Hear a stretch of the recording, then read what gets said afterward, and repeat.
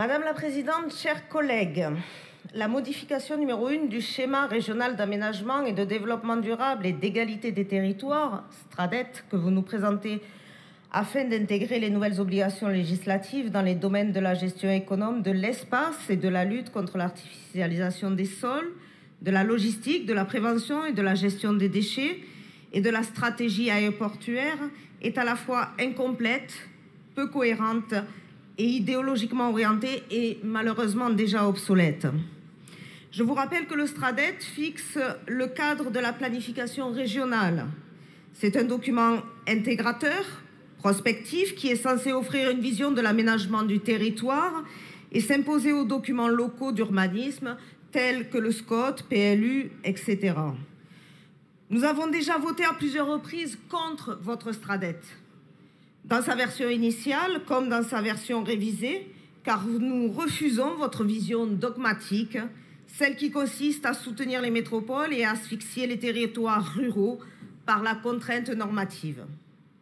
Le rééquilibrage territorial que vous proclamez est un leurre que les maires ruraux ne sont pas prêts à avaler. Alors qu'en est-il de cette modification ? Premier constat, ce STRADET n'est toujours pas un document intégrateur. Prenons l'exemple emblématique de l'A69. Lors de la commission DDAT, Madame Manon Bouquin, députée de l'Hérault, a rappelé que le tribunal administratif de Toulouse reprochait justement l'absence de la 69 dans le STRADET et, je cite, « Pire, le jugement pointe l'incohérence du projet avec la trame idéologique du STRADET ». Et elle a ajouté « J'encourage la présidente de région, Carole Delga, à profiter de la réactualisation de ce document pour y corriger cette omission coûteuse ». Vous allez nous dire, là aussi on ne comprend rien, mais ce n'est pas nous, c'est le tribunal administratif, a priori ils ne doivent pas y comprendre non plus grand-chose. Vous allez nous répondre. Et pourtant la 69 n'apparaît nulle part dans les 167 pages de la présente délibération. Alors que les travaux ont été stoppés net le 27 février, cela représente 180 000 € de surcoût chaque jour pour le contribuable. Vous n'êtes économe ni en foncier ni en données publiques. Madame Christine Arrigui, députée de Haute-Garonne et rapporteure de la commission DDAT, a d'ailleurs enfoncé le clou. Les cartes du STRADET ne mentionnent pas l'A69. Or, ce document vise à fixer les grandes orientations régionales sur les infrastructures. À ce titre, l'absence de l'A69 est un problème, car le projet de cette autoroute est ancien et que le contenu du STRADET répond à une prescription légale.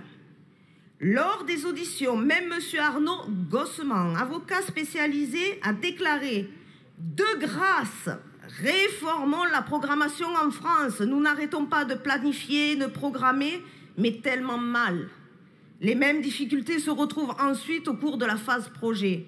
Ce constat d'une banalité affligeante a été 1000 fois fait, notamment par le rapport précité. Donc ce document n'est ni intégrateur ni planificateur.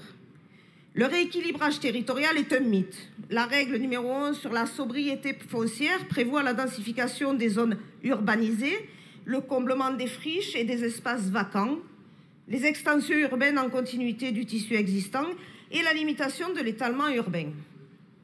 En pratique, les métropoles continueront de s'étendre pendant que les communes rurales seront mises au régime sec. La modification prévoit en effet une réduction drastique de la consommation d'espaces naturels agricoles et forestiers d'ici 2030, puis de l'activisation nette des sols d'ici 2040 et 2050. Quel rééquilibrage? C'est l'inverse que vous favorisez.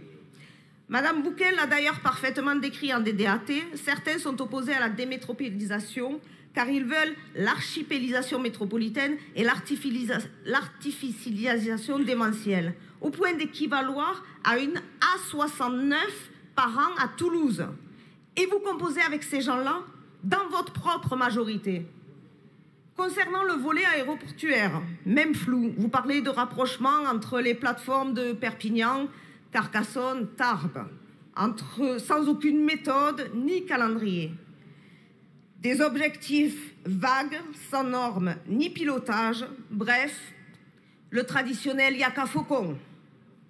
Sur le volet déchets, 7 nouveaux objectifs viennent s'ajouter au yaka faucon du STRADET. Et là encore, même les socialistes le disent. Michael Delafosse, le président de Montpellier Métropole, lui-même reconnaît que sur la métropole, la gestion des déchets est un fiasco depuis des décennies.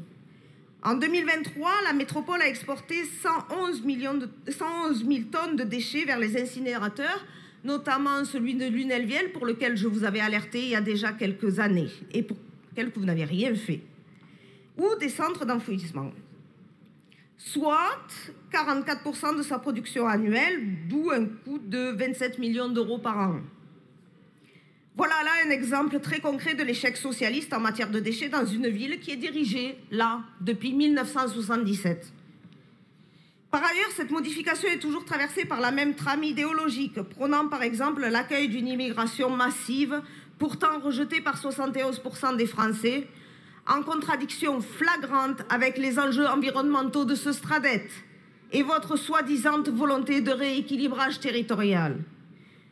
Vous continuez aussi à vouloir effrayer les populations de notre région, puisque vous allez même jusqu'à affirmer que l'élévation du niveau de la mer sera de plus d'1 mètre en 2050, alors que le GIEC lui-même parle d'une hausse possible de plus 15 à 30 cm, et que selon le scénario Galassi-Espada, l'élévation future moyenne se situerait entre 9,8 et 26,6 cm d'ici 2050.